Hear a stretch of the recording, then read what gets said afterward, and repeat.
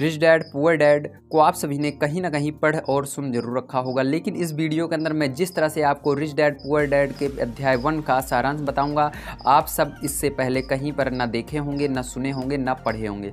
तो आइए स्टार्ट करते हैं अध्याय 1 rich dad poor dad by Robert Kiyosaki. इस अध्याय में रॉबर्ट कियोसाकी ने अपने 2 डैडियों के बारे में बताया है, उनके विचारों के बारे में बताया है, काम करने के तरीक़ों के बारे में बताया है, पसंद नापसंद के बारे में।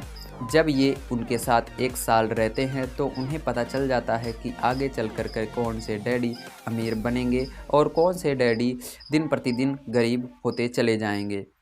तो आइए देखते हैं कि गरीब इंसान की सोच कैसी होती है और अमीर इंसान की सोच कैसी होती है।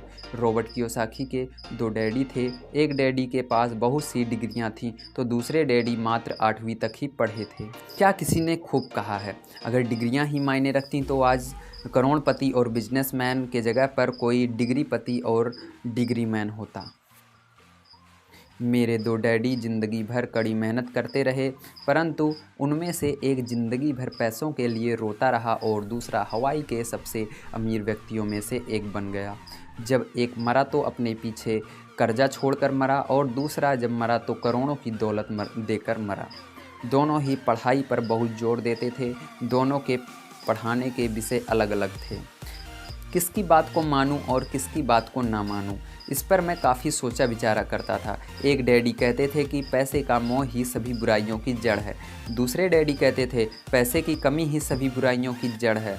मैं आज यह कह सकता हूँ कि धन दौलत का विषय स्कूलों में नहीं पढ़ाया जाता, इसीलिए मेरे पढ़े लिखे डैडी दिन प्रतिदिन गरीब होते चले गए और मेरे कम पढ़े लिखे डैडी दिन प्रतिदिन अमीर होते चले गए।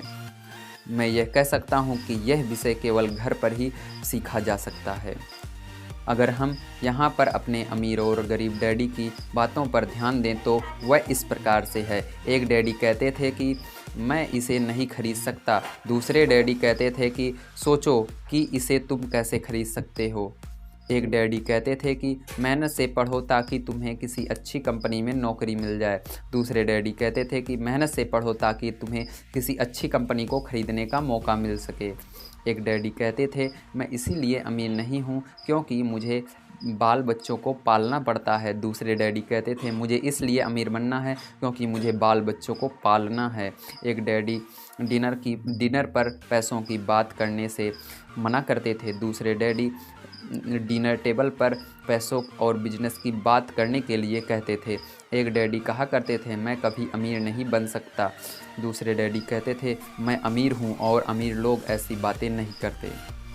तो इस वीडियो के अंदर मैंने आप सभी को बहुत कम शब्दों में सारा सारांश बता दिया है। आप सभी को ये वीडियो बहुत पसंद आई होगी और आप सबको एक रोड मैप मिल गया होगा कि आपको किस तरह से बातें करनी चाहिए और किस तरह से बातें नहीं करनी चाहिए, क्या सोचना चाहिए, क्या नहीं सोचना चाहिए।